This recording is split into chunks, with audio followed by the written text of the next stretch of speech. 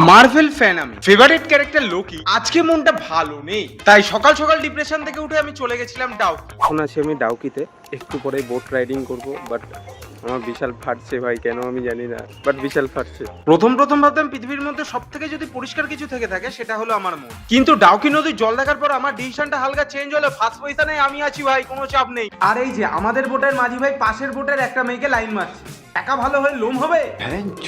নৌকা বিহারে চারিদিকে বন্য পরিবেশ দেখতে দেখতে সোজা চলে গেছিলাম বাংলাদেশের বর্ডার। বর্ডার থেকে সরাসরি পালিয়ে এসে সেকেন্ডে ভিজিট করেছিলাম মাউনিনং ভিলেজ। হ্যাঁ ভাই, এই গ্রামটার নাম উচ্চারণ করতে গিয়ে আমার 108 বার ভয়েস ওভারে রিটেক মারতে। গুগল থেকে জানতে পারলাম এই গ্রামটা এশিয়ার সব থেকে পরিষ্কার গ্রাম। ভাই যখন গ্রামটা এত পরিষ্কার তখন নামটাও একটু পরিষ্কারই রাখতে পারতো, মানে আমাদের মতো অশিক্ষিতদের একটু প্রবলেম হয়তো, ওই জন্য বললাম। যাই হোক, ফাইনালি চলে এসেছিলাম রুট ব্রিজে। বরাবর জঙ্গল দেখলেই আমার ভিতরে আদামখোর প্রাণীটা মাঝে মাঝেই লাফালাফি করে ওঠে। নাম শুনে মনে হচ্ছিল রুট ব্রিজ, হয়তো আমি উঠলে ছিঁড়ে ঘুরে পড়ে যাবে, কিন্তু না, মালটা বেশ তাগড়াই আছে। মাঝে মাঝে মনে হয় ভাই লোকজন জঙ্গলে ছিল ভালোই ছিল, চাকরি বাকরির কোনো টেনশন ছিল না, কি করবে তার কোনো টেনশন ছিল না, পশু প্রাণী মারছে, ফলমূল খাচ্ছে, এগুলোই ভালো ছিল।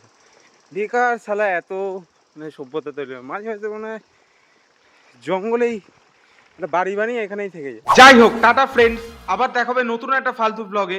ততক্ষণের জন্য বাই বাই।